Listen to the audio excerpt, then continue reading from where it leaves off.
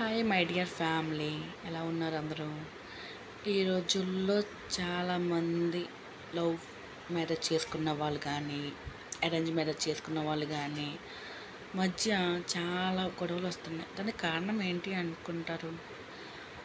పెళ్ళి కాకముందు లవ్ చేసుకున్నప్పుడు చాలా ప్రేమ ఉంది, పెళ్ళి అయ్యాక ప్రేమ తగ్గిపోతుంది అని చాలామంది మా చెప్తుంటే విన్నా.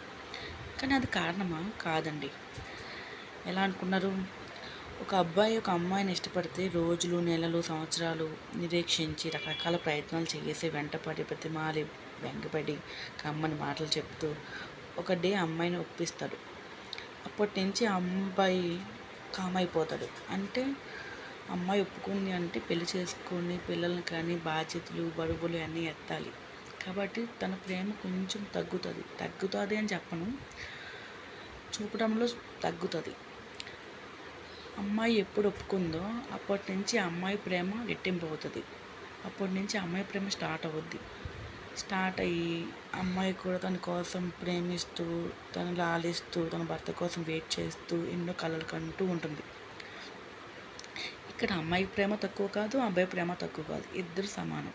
కానీ తెలుసుకునే మనసు ఉండాలి, అర్థం చేసుకునే మనసు ఉండాలి. అర్థం చేసుకుంటే ఇద్దరి మధ్య ప్రేమ చాలా బాగుంటుంది. అంతేగాని అబ్బాయి తక్కువ ప్రేమిస్తాడు, అమ్మాయి తక్కువ ప్రేమిస్తుందని కాదండి. ఇద్దరి మధ్య సఖ్యత లేకపోవటం వల్ల అబ్బాయికి బాధ్యతలు ఉంటాయి. అమ్మాయి అర్థం చేసుకుంటే వాళ్ళిద్దరి మధ్య ఉన్న సఖ్యత ఇంకెవరి మధ్య ఉండదు.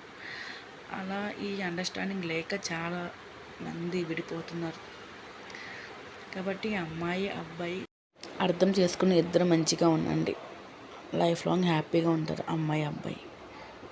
ఇలాంటి వీడియోస్ ఇంకా చూడాలనుకుంటే మా ఛానల్ని సబ్స్క్రైబ్ చేయండి. ప్లీజ్ లైక్ చేయండి.